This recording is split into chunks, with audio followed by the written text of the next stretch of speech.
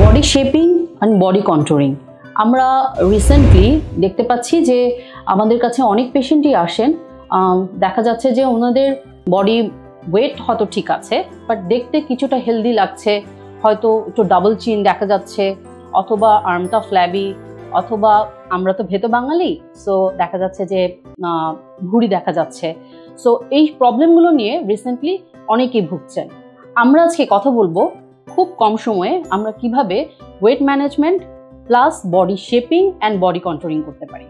আসসালামু আলাইকুম, আমি ডক্টর রাশেদা জামান আছি doctor Jhumu Khan laser medical সেন্টারে as clinical and aesthetic counsellor হিসেবে।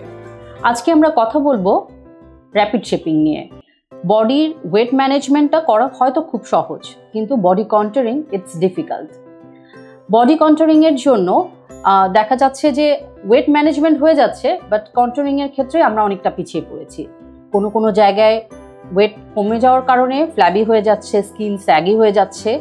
সো এইসব সমস্যার ক্ষেত্রে আমাদের র্যাপিড শেপিংটি খুব ভালো কাজ করে।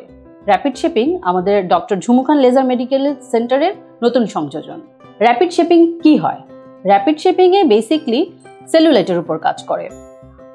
এটাতে দেখা যাচ্ছে রেডিও ফ্রিকোয়েন্সি আছে, বাইপোলার এনার্জি, ইনফ্রারেড আছে, অ্যান্ড আছে সাকশন ভ্যাকিউম। সো ইনফ্রারেড লাইটের মাধ্যমে ফ্যাট সেলটা রিডিউস হচ্ছে, হিট আপ হয় অ্যান্ড শ্রিঙ্কেজ হয় ফ্যাট সেলের, এবং সার্কুলেশন লিমফ্যাটিক ড্রেনেজটা বেড়ে যায় আমাদের। রেডিও ফ্রিকোয়েন্সির মাধ্যমে স্কিনটা টাইটেনিং হচ্ছে, আলটিমেটলি বডি কন্ট্যুরিং হচ্ছে। আপনারা যদি মনে করেন যে খুব কম সময়ে দ্রুত কোনো ফলাফল চান, তাহলে অবশ্যই র্যাপিড শেপিংটি ট্রাই করা উচিত।